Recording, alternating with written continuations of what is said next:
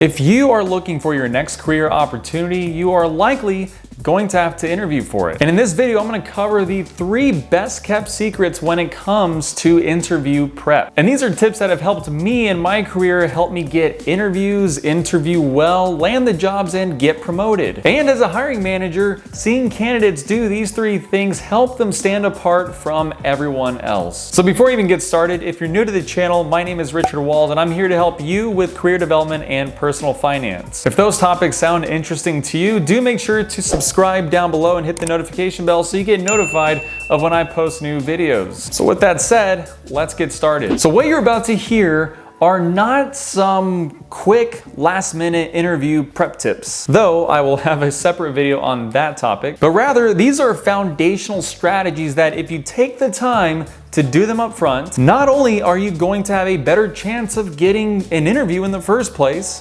but when you get to the interview itself, you're gonna crush it. First secret is networking. Now this is quite a bit easier to do at a company you're already at, but this can still be done, of course, through LinkedIn or working through people that you know that work at other companies. Now it's not much of a secret that networking is generally important for your career, but even if people understand that, it still happens to be a very underappreciated way or very underutilized strategy to advance your career. If there is a particular job role at a company or an organization that you're interested in, you need to think about working months in advance of any opportunities opening up. And this means you need to start conversations with people that are either on those teams or in the roles that you're interested in. Now, I think a lot of people tend to do a pretty good job when it comes to reaching out to someone for the first time, making that first connection. But where the mistake is made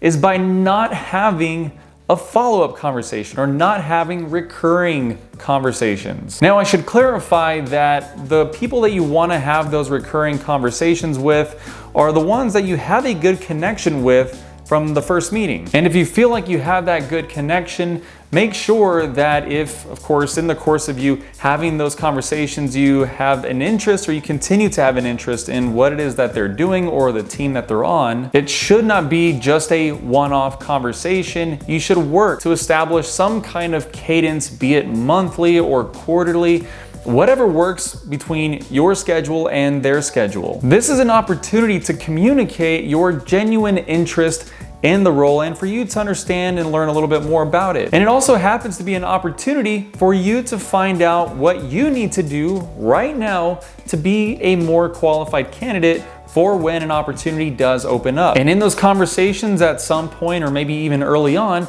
make sure to get the names of other people that they may recommend you meet with. And I would say that includes their manager or other hiring managers in organizations that they work with. All this means is that when an opportunity does open up in the future, you've already established that relationship. In fact, you might have already established relationships with different people and you've built that credibility. This means a much higher chance of you actually getting the interview because multiple people know who you are, and a much higher chance of doing well in the interview because you are now more familiar with the role. And lastly, it means a higher chance of actually earning the opportunity because the interviewers know who you are. So it gives them a greater degree of comfort that you would be a right fit for the team. Secret number 2 is to prepare stories. In most interviews, you'll typically get some kind of behavioral question. Tell me about a time you had to overcome an obstacle to achieve a goal, or tell me about a time you had challenges in working with someone else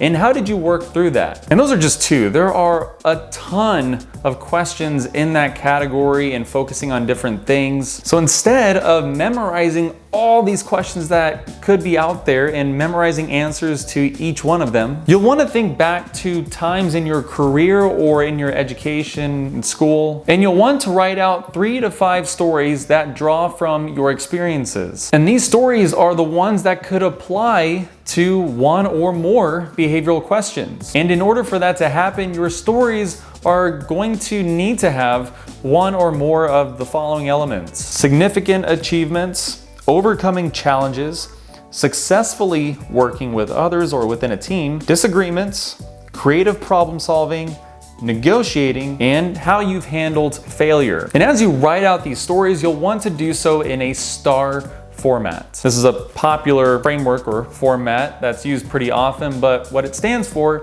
is situation, task, action, and result. What's the situation of the story? Sort of what's the context? And then what are you tasked with doing? What kind of business challenges or opportunities are you trying to solve for? Then what is the action you ended up taking, and what was the result? Once you've written out these stories, rehearse them with yourself, verbalize them, get in front of a mirror, better yet, get in front of a camera and record yourself. You could even grab a friend and tell them your stories. And I want you to get used to telling these stories like you were to, again, tell any story around a campfire with a group of friends, any story that you would tell casually. You want to get that level of comfort with these stories of your professional experiences. Eventually, these stories will come quite naturally, even in interviews. Now, to be clear, you don't necessarily need to have a script and for you to memorize every single word in order, because depending on the behavioral question,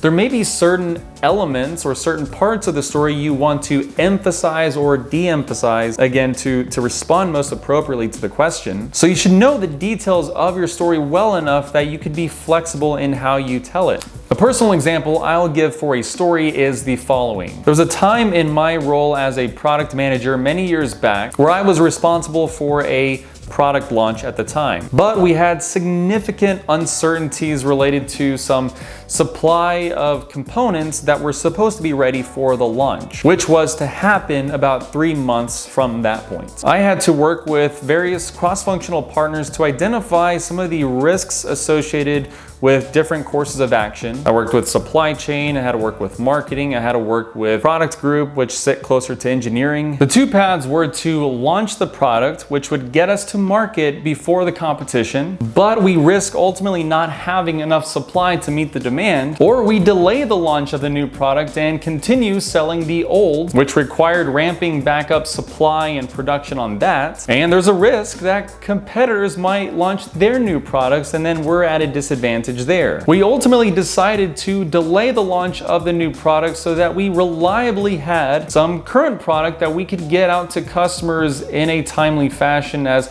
most of those customers had very strict deadlines. And as a result, we had a record year in sales for that product and we maintained #1 market share in that product category. Now that's the end of the story, but in here I communicate some of the challenges, achievements, and depending on what question was asked, I could have emphasized a little bit more how I worked with other teams and how I worked through certain disagreements. But this one happens to be one of my favorite stories and it covers a lot of ground. So you'll want 3 to 5 stories in a similar fashion where again you could apply some of those stories to multiple questions. Secret number 3 is to bring a plan. When it comes to hiring anyone, there's a level of risk involved. As a hiring manager, I can never expect with 100% certainty that your previous education or work experience will mean that you'll produce the results in this role that I expect to be produced. Nor can I be 100% certain that you'll be the right fit for the team. Now, of course, depending on your education, your experience, what your references might have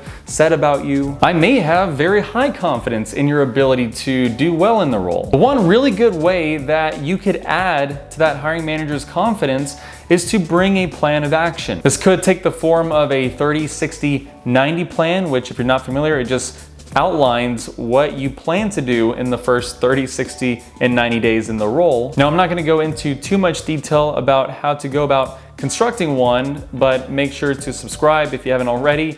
I will have a separate video on that topic, but it is sort of self-explanatory. You just have a 1-page Word document and you outline that 30, 60, 90, what you plan to do and how do you plan to approach it. Now, apart from that, this also could take the form of a legitimate business plan. I generally prefer in the form of some kind of slideshow presentation that I could send to the hiring manager in advance. But having a plan of action demonstrates to the hiring manager that you've thought in great detail about this role and that you have a genuine interest in it. And the best part is you're giving the hiring manager something fairly concrete that they can go off of and assess your abilities to think about the company, think about the role. So instead of waiting to hire you where potentially you may bring some good ideas, you've already brought those ideas to the table. And I can tell you that you are going to be one of a few, if not the only one, that presents this kind of information to the hiring manager. It's going to set you apart undoubtedly, because very few people will take the time or even be bothered to do it. And when combined with a strong resume, combined with strong education background, good references, the hiring manager has that much more confidence in you to actually deliver in the role, and it makes you that much more of a compelling candidate. Folks, let me know down in the comments below if you have used any of these strategies, or if you have any interview prep tips that maybe not a lot of people know about that you want to share. Now, outside of that, don't forget that there's still plenty of opportunities to learn new skills and stay competitive in the job market. And if you want to learn a little bit more about that, make sure to check out my video here where I talk about the Coursera online learning platform, as well as some online MBA options that are quite affordable. All of this will only serve to help you gain more of an advantage in the job market. So if you're interviewing, best of luck. Thank you so much for watching, and I'll see you around.